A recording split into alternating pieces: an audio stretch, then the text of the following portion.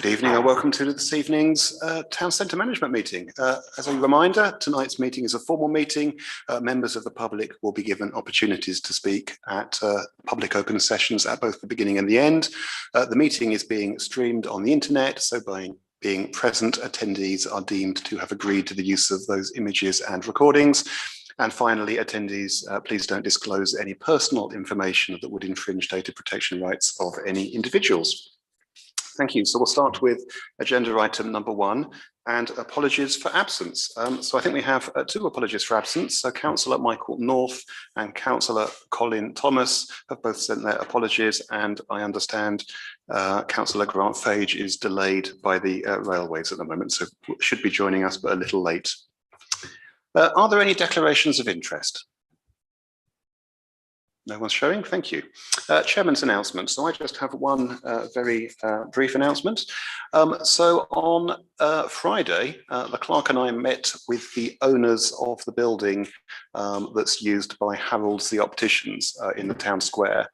That's number 29 Market Square. The building requires some essential maintenance, which is expected to take approximately 6 weeks. That maintenance is planned to start after the Jubilee weekend, and the owner and their representatives, the builders, has requested whether they can install what amounts to a 5-metre square compound outside Harold's for them to store their equipment and to provide them safe access, and the temporary removal of one bench. So I just wanted to share that. The clerk and I have both looked at that. I think it's unavoidable. So I think it's one of those things we just have to accept for 6 weeks, but certainly the owner was eager to work with us. Okay, moving back to the agenda. So we have the first public open session. Are there any members of the public who would like to raise any issues related to matters on the agenda, please? One member and no request to speak. Okay, then. We don't have an invited speaker, so that takes me on to item number 6, which is members' questions. Are there any members' questions, please? No, no one's indicating. Then number 7, which is meetings. So minutes of the meeting held on the 15th of February. I'll take it first for accuracy, starting with the page numbers on the sheets in front of us. So page 5, page 6, page 7, page 8, page 9, and finally page 10. Okay, would someone like to move that we accept those minutes, please? Thank you. And now we'll go through again for matters arising then. So page 5, page 6, page 7, page 8, page 9, and finally page 10.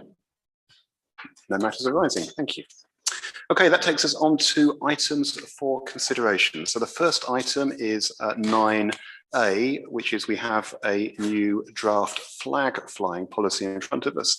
Would anyone like to make any comments or proposals relating to that? Councillor Pullinger. Thank you. To start, I'd first like to put on record thanks to yourself, Chair, for all the effort that you have put into refreshing this policy, and for the members who contributed. I think it effectively does everything now that we need it to do, and so I'd like to propose that we adopt this policy as it stands. Okay, thank you. Anyone like to second that? Not yet. Okay, we'll come back for that then. Councillor Russell. Well, rather than second it and support all of it, the very last bullet point about the town council flag may be flown on any day other than those listed above. I think we should be prouder of our town council and fly it on all days when no other flag needs to be flown. So okay, rather than on any day, I'd like to suggest on all day. So it shall rather than may be flown is your proposed amendment? Yeah. Okay, can I just check with the clerk? Do we actually have sufficient town council flags to fly? Yes, we do. Fantastic. Okay, Councillor Albo.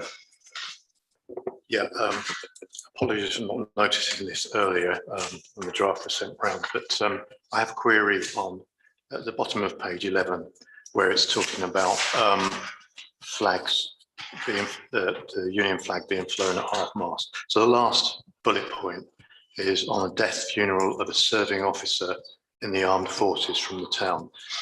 Now, by officer, I don't know what that actually means. Does it just mean somebody from the officer class in the services, or would this be better changed to a serving member of the armed forces?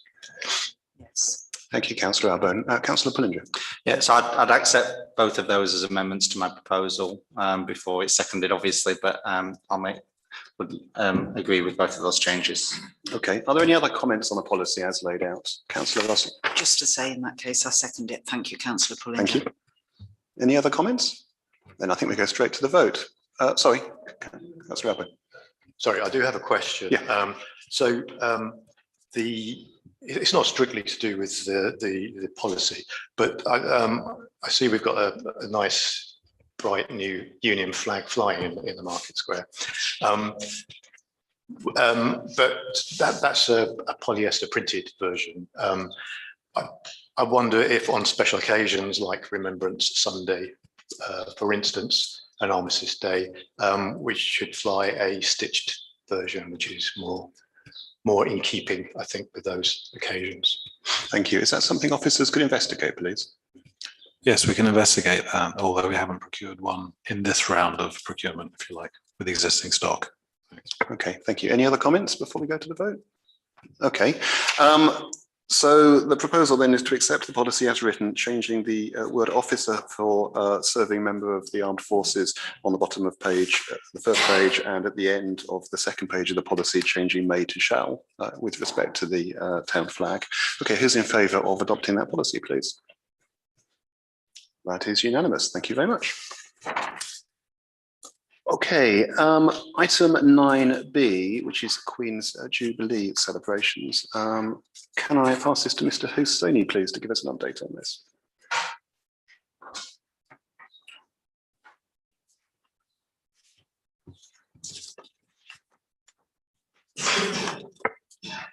Okay, thank you. So the report is as in the back here.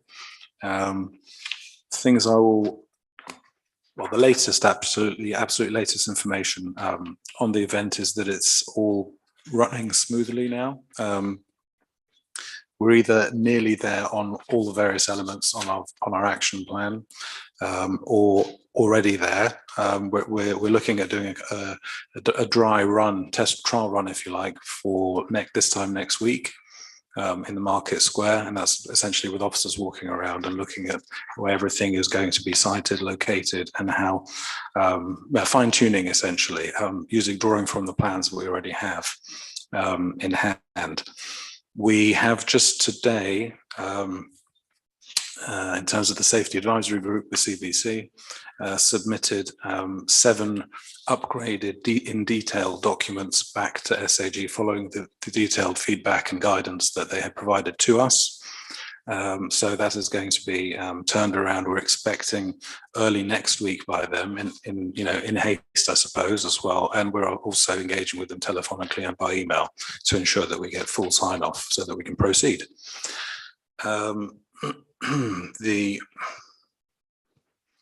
There's one thing I'd also like to draw at this point actually is that there are a number of street parties. So I think originally we had 5 confirmed approaches from members of the public for 5 different Jubilee street parties across the town. Once we engaged with them and supported them throughout the process of application, I should say actually the CBC have been very supportive as well in that regard with street parties. We unfortunately two of these parties have kind of pulled out, so we're left with 3 essentially in town, which we will be, shall we say, sort of monitoring to some degree. But at this point in time, we're at a reasonably good point, I'd suggest. Okay, thank you. So this is on the agenda as a matter for consideration. Is there any decision or you need from this committee? Not necessarily, unless there's obviously further comments. Okay, thank you. So Councillor Bond first, please. Can I ask which streets actually how are we running street parties? Thanks. So that we have, the ones who are running will be Lawrence Road, Sanger Avenue on the King's Reach Estate, and Spring Close. Thank you. Councillor Pullinger. Same question already answered. Councillor Strawn. Thank you, Chairman. I notice Annex B and the activities on the Thursday. Are there any activities taking place on the Market Square on the Thursday during the day? Because that annex doesn't actually say so. They just start at 7:45 in the evening. I thought there was going to be more activity on the square during that day. Would Mr. Hussein like to respond? Thanks. I mean, well, just briefly, we know there will be a children-led sort of tea party, Jubilee tea party, if you like, in the square in the sort of mid-afternoon, and we've talked through the, we've supported the kind of risk preparations for that as well with the various interested parties. Anything else at all? That No, I think to the primary town council supported event is the evening event. I appreciate that, but I did understand that there was things I'd heard about a tea party, so I felt it would be nice to know, for us to know exactly what is going on throughout the day, in addition to anything that we may be organising. Okay, thank you. Any other questions? Councillor Russell, I think. I'm being a Grinch, I know, but Annex A, could we please have the costings put properly? 1.4, can it, if that's £1.40, can that be £1.40, please? And all the rest of them, and it does make it easier to read all these figures when the comma is used between the thousands and hundreds. But you know, having a list of figures like that, you have to think twice before you know what you're looking at. Good point, well made. Did the clerk want to come back? Not on that subject, but can I just raise an issue? So can I thank officers Isaac and Karim for all the hard work that they've done connected to this, and the amounts of paperwork that's been submitted to CBC on our behalf, which has involved significant investment in their time. We went through the detail today, and Karim and I signed off the necessary paperwork, physically signed off the necessary paperwork. There's also going to be a range of policies that we're now obliged to create, and those policies will go to next full council. Yes, but this is, you know, this is not an insignificant time commitment now for any type of event.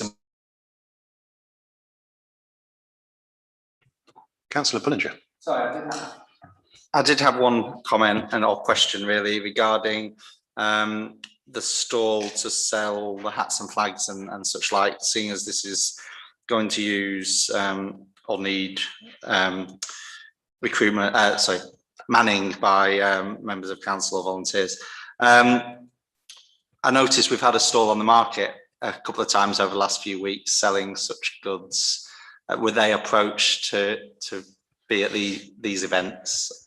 And I assume they said no, is that the case? My understanding is they were approached, and as you say, they declined, unfortunately. Okay, any other comments? Okay, so a resolution isn't required, so I think we can move straight on to the next item then, which is the 10-kilometre run then, please. I think this is an oral update, so back to Mr. Husseini, please. Thank you. So you may recall a while ago that members may recall that we had engaged with a particular individual with a business in the square who was leading on essentially they had submitted a proposal for us to do a 10-kilometre run, which is a fantastic idea. They had submitted 2 routes to us, and we had looked at those, and we were considering them, should we say. We've recently re-engaged. We had several meetings actually with the individual in question, and we recently re-engaged with them. I think it's about a week or so ago, and sat through and said, look, this is a very good idea still, and we would like to reinvigorate this for September at some point. So it would probably be the 2nd or 3rd September in terms of slots on the Sunday. The individual concerned said, absolutely, that sounds a great idea, and seemed very positive and warm to the suggestion. essentially to run this as a controlled and proper effective pilot and if it works well, which we're obviously minded that it would do, to then roll this forward into the following May, possibly do something a bit bolder in terms of, not in terms of route, but in terms of possible numbers. In other words, to gain traction and increase the momentum to that end. What's required now, and how we left the meeting as such, and it will be, well, we're expecting one now, is a third route to almost, I'd call it almost like a compromise route, which if you recall, if members recall it, there was one which was going to the centre of town, essentially starting in Market Square and ending in the Market Square, which would have been highly intensive also on a Sunday,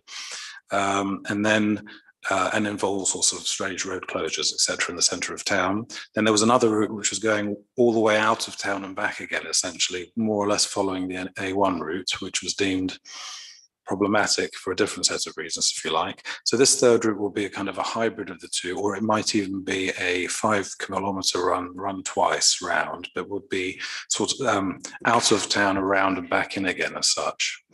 I haven't actually seen it because the individuals actually building this, and I'm expecting this. We're expecting this later this week to arrive. As soon as it arrives, we will share it. We'll get with members. We will get due response, and then we will engage with CBC to work out what road closures, etc., would be required for that, and the sort of feasibility of it. So that's where we're at the moment. Thank you. So firstly, I apologise. I realise I jumped over 2 items. I will come back to those. So do you require any guidance from this committee on the topic of the fun run? Do you need any guidance from this committee? Well, I need to say that we're minded again to do this third route to make it as little impactful on the town resources, if you like, and still attractive and fun for it to happen. So that's not necessarily, but as soon as we get that back, yes, then that will be helpful. Not at this stage then. Okay, any questions or comments around the room then, please? Okay, doesn't sound like there's any comments on that. Thank you very much for that update. Right, let me move back to item 9C, which I foolishly jumped over. So this is the vision for the Market Square, the proposed bus route slides. So the background to this is after the joint committee meeting on the 21st of April, some outline plans were shared with members that were present. That was an informal session by Central Beds Council, suggesting the closure of the road beside Century House and routing all buses through the Market Square 7 days a week, which would have had an impact on the operations of the market. So in response to that, a number of members and Isaac prepared the draft slides that are enclosed within the pack, and that's been shared with Central Beds officers as a draft proposal due to the urgency associated with giving them some feedback around the viability of what they had been discussing the week before. So that was shared with them in draft on the 25th of April. Of course, very conscious that that hasn't come to this committee for consideration at all. So that's why it's on the agenda this evening. Do any members have any comments or questions around that, please? Councillor Albo. Yeah. I think of the options outlined, the ones A and B are the ones that I would prefer to see.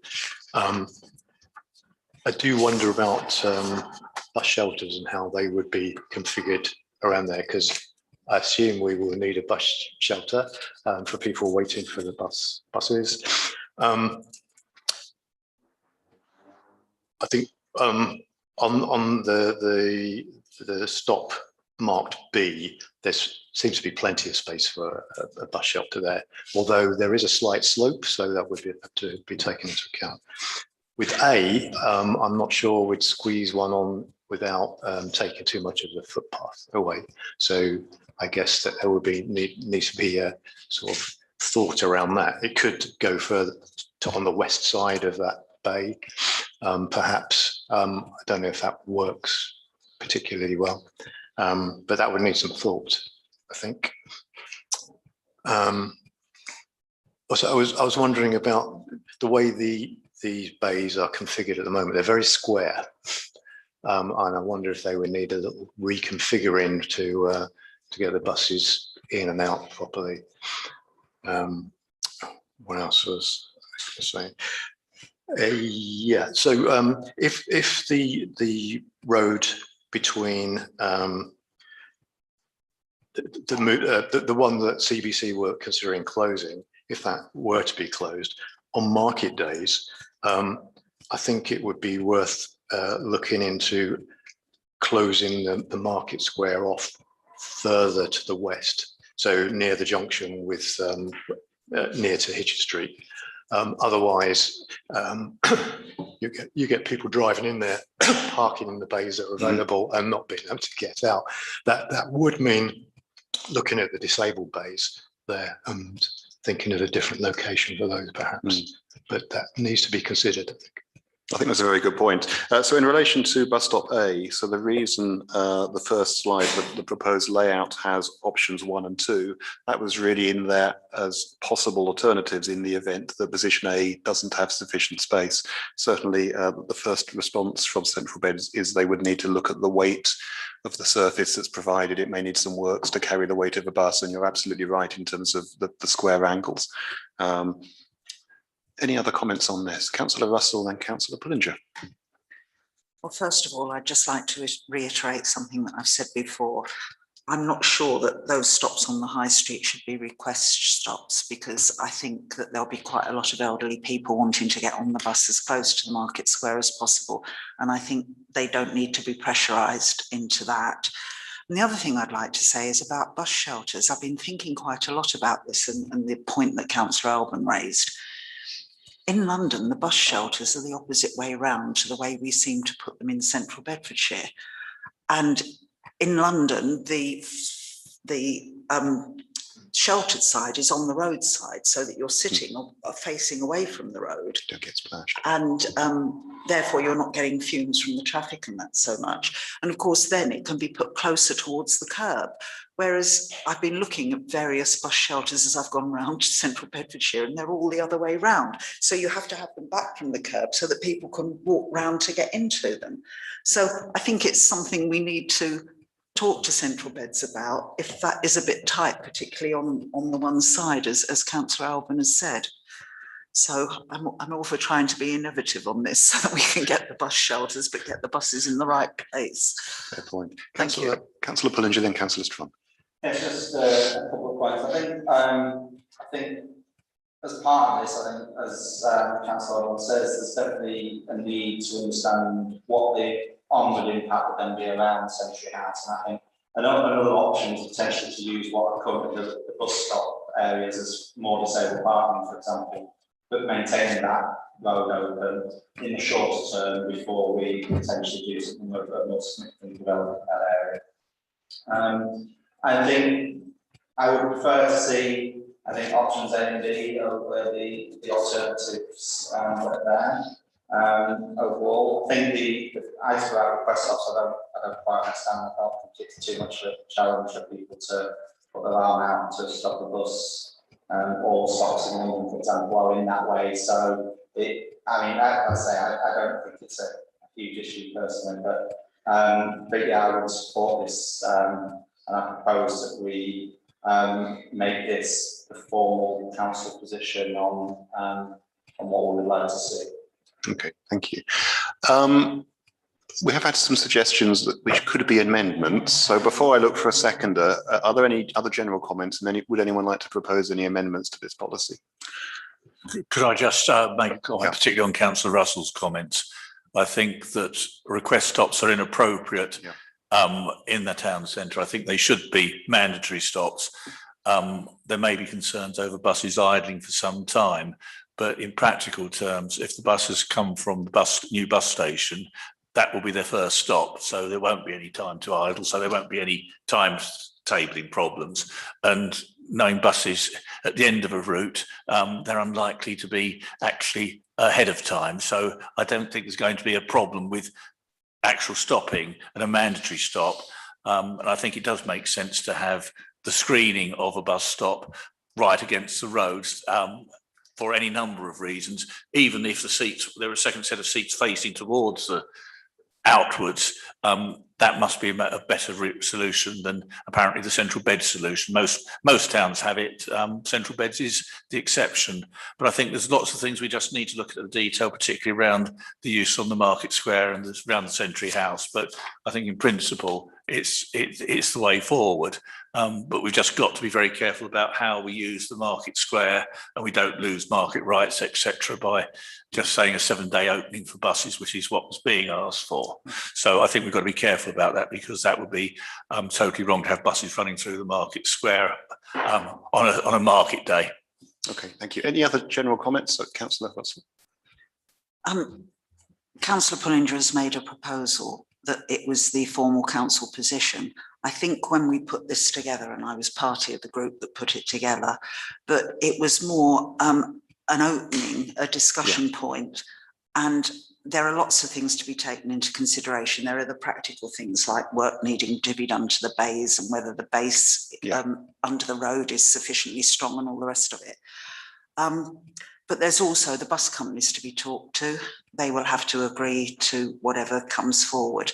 So I think we need to be careful how we phrase it, that it's more of an opening discussion point or something, rather than a firm council position. And this is what we're really going for 100%. And as you mentioned, you know, and I think now Councillor Strawn is saying the same, there are some issues there that might need some tweaking at some point. I think you're making the good observation. We wouldn't want to adopt a policy that we then couldn't change within 6 months. Can I just direct people to the language on the front page as well? Town centre bus stops should become request stops, brackets, or some other mechanism to stop buses waiting there. So it's not prescribing request stops, but the point is taken. Would you like to modify your proposal at all? Yes, I think that the main element of my proposal is to really, I think we should make it our formal position around the fact that the market place must be closed on market and event days, and that is, I believe, the council's position, and I'm happy to then follow that up with our proposed solutions subject to further discussion as in this document. Okay, so the committee is opposed to running buses through marketplace, and this is our opening position essentially for ongoing discussions. Would anyone like to second that?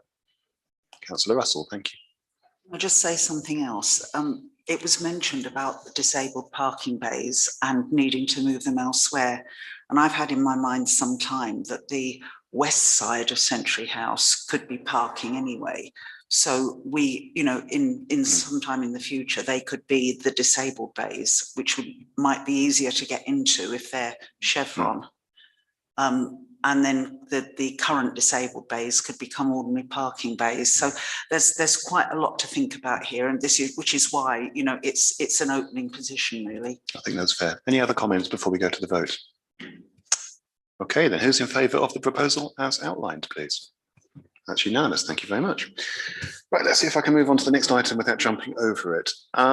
So this is Christmas offer procurement 9D. Again, this is an oral update. Mr. Hussaini, please.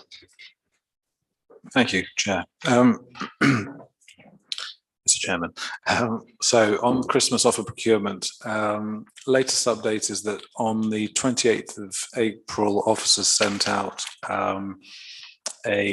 what I'd call as an expression of interest procurement email for the Christmas offer, with a package, if you like, of specification and also a narrative of what it's all about for Biggleswade specifically.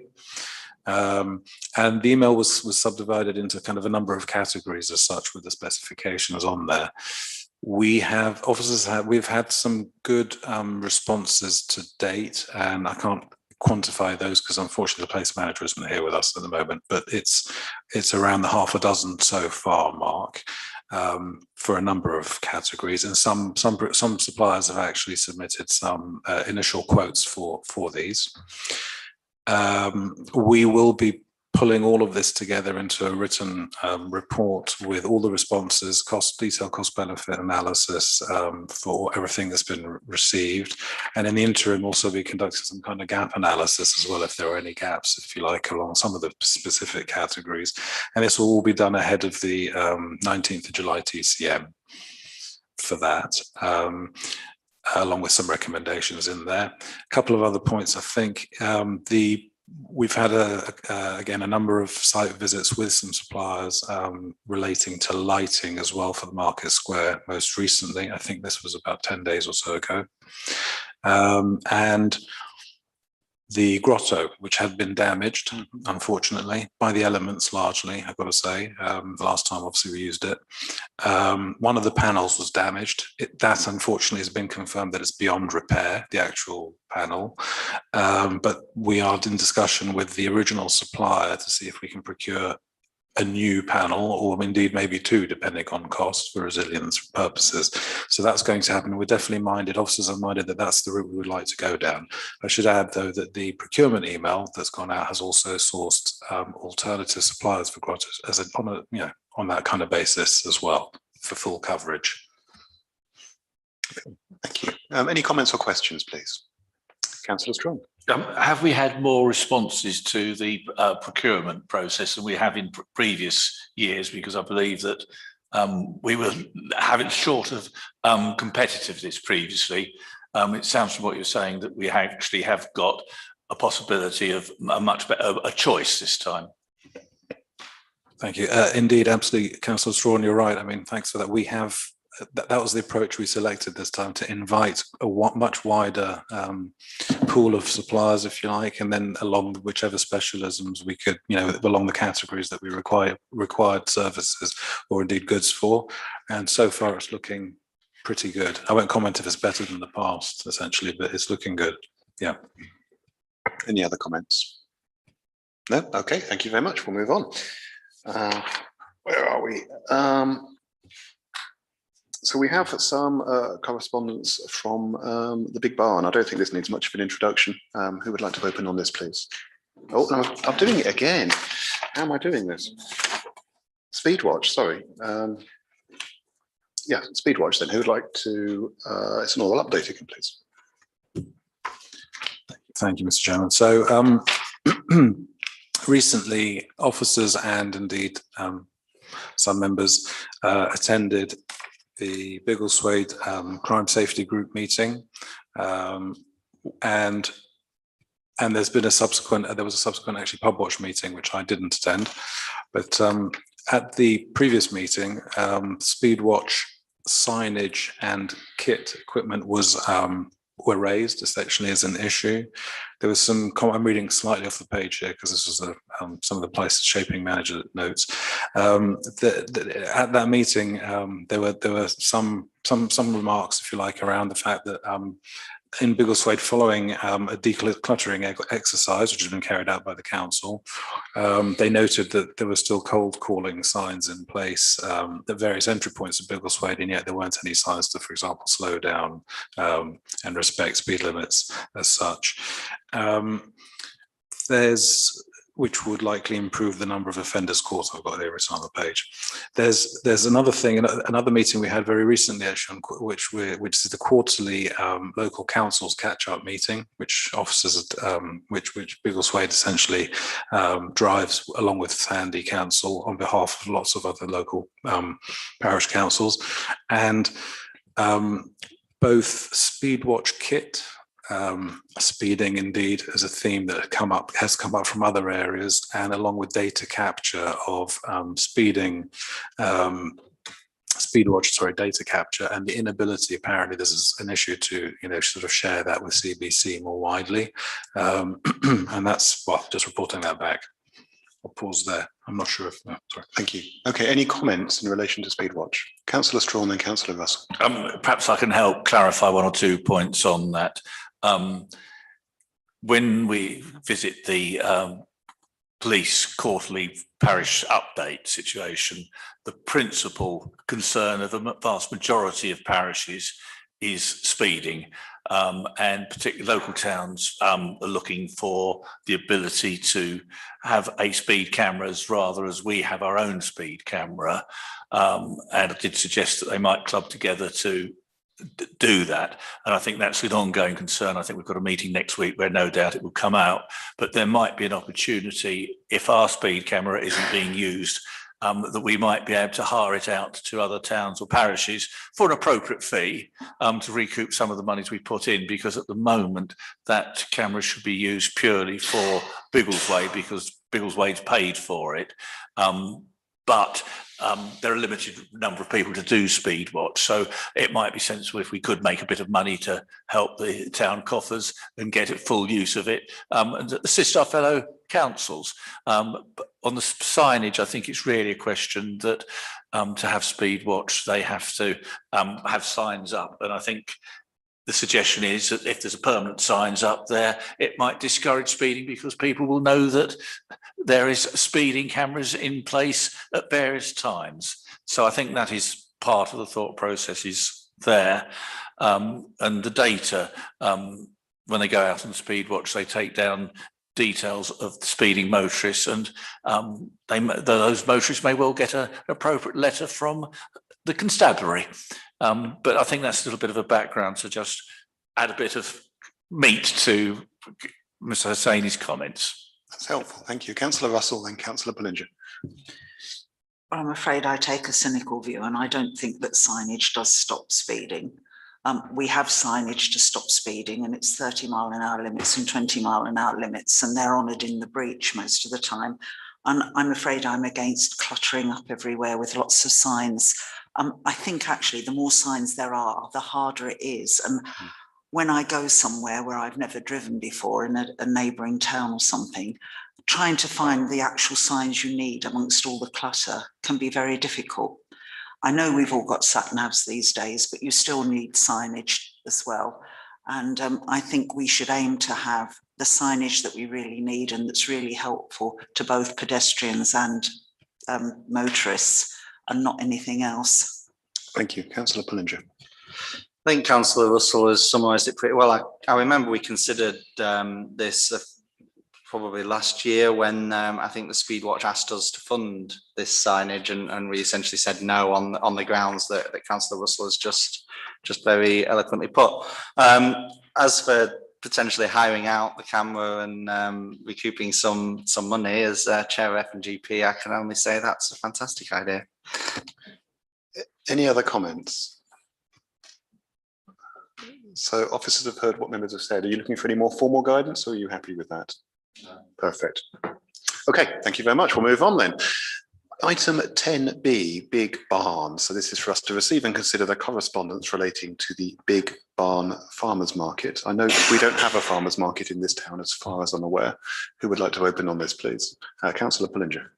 So I've had a look at our entry on there, and it does describe it as Biggleswade Farmers Market, but then the description as the title, but the description is more relevant to our market itself. I guess what I would say is I do not see that there would be any value in paying the £40 to remove the sponsorship on there. I think the sponsorship doesn't really detract from what's on the page as it is at the moment. At least it may be different if there was a lot more content on there for our market. What I would suggest is that our officers do take the opportunity to update the content for the Biggleswade market, but at this point leave as is. And if there's a particular desire in the future to remove that sponsorship, if there's any value in that, then we can consider it, but I don't think there's any real need to. Any other comments? Councillor Russell. I thought we had the odd farmers market in the past, but not recently. And I thought it was the same as we have with other things, that there is a company that organises these and they come round at intervals. And I think we've had them on a Sunday or whatever. I remember a really good cheese stall that came to one of the events. So I don't know, that's not to do with this, I don't think, no. But it's just, we would like to have more things happening on the square. And a proper farmers market would be great if we can find the links But as our colleague would say, Councillor Fage, it's not a priority at the moment.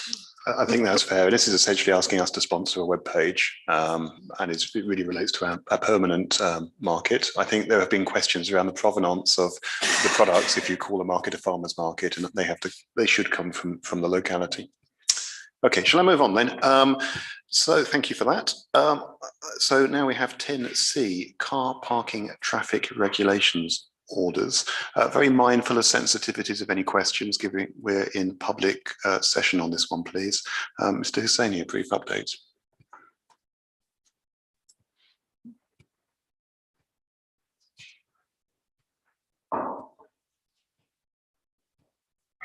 Thanks, just finding the right part. So CBC officers have confirmed that the TRO will be amended this month, May, and sent back to PTC officers. They've also said that it's the work is within their agreed plan and plan workflow. So they've confirmed that. That's it. Thank you very much. Is everyone content to leave it at that? Fantastic. Okay, and then moving on to the last item before we go to public open session, 10D, an oral update on maintenance to the War Memorial, please. Mr. Hussaini. Thank you. So a bit of good news. We have, after quite a long time of attempting to do the work to re-pristine the north side of the north face, if you like, of the War Memorial, and tidy it up generally. CBC have finally confirmed that that work is going ahead. We've contacted just yesterday, in fact, the agreed contractor, and CBC asked us at the same time to add in something extra for the quote-wise for the cleaning of the entire structure as well. So that's all going ahead. We're just getting a timeline now from the actual contractors of when they can do this work. We're keen that it should be done as soon as possible, probably after, well, depending on how long it will take. But it needs to be done, obviously, with remembrance certainly in mind as well, in terms of where we're at in the calendar and the programme of work for that. Okay, Mr. Clark. Can I ask a quick question, just for absolute clarity? Does this extend to the water fountain? No, it doesn't. As we were, if you like, instructed to proceed firstly with the War Memorial and then do although CBC officers have come back and asked us about that second monument, if you like, yeah. Okay, thank you. That's a very helpful update, and that's reassuring. I'll just note, while we're talking about the War Memorial, at the recent Street Food Heroes, there were some children climbing on the War Memorial, and I know that caused quite a lot of concern within the community, and I think that's something we need to consider going forward, how we discourage that. But let me open it up to the floor. Councillor Russell.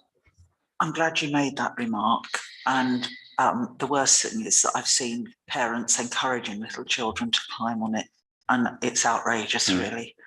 Again, I don't wonder whether signage would work, but there have been suggestions that we fence it off. I'm not keen on that whenever we have an event, but I think we do need to consider how we discourage it. Mr. Hussaini, did you want to come back? Thank you. Just in keeping with what Councillor Russell's just said as well, I mean, we are considering putting some appropriate small signage embedded in the kind of turf, if you like, but we need to be careful, obviously mindful of that. It sounds like you've got the right approach. Perfect. Any comments or questions? Councillor Pullinger. Just a similar one to the Clarks, really. Within the same area as the War Memorial, there is another stone plinth related to, I believe it's the Biggleswade Scout Group. I don't know the history of it, it's before my time in the town, but is that included as well? Because I think last time I looked at it, the lettering on that was fading somewhat. I don't know who's responsible for the maintenance of it at all or anything like that. Are you going to declare an interest? I'm not a trustee of the Biggleswade Scout Group, so no. Councillor Albone. As far as I'm aware, the Scouts are responsible for that, and in more recent years there was some added to some some inscription added to that, I think, but originally it was definitely the Scouts. Okay, and in that case, I'll speak to them about it. That's fine. Okay. Any other comments on the War Memorial? No. Okay, thank you. So I don't think I have skipped any other agenda items. So that moves us on to the second public open session. So we have one member of public in the chamber. Would you like to say anything? No, thank you very much. Then in that case, I shall thank everyone for the public meeting and ask someone to move that we move to exempt. Thank you very much.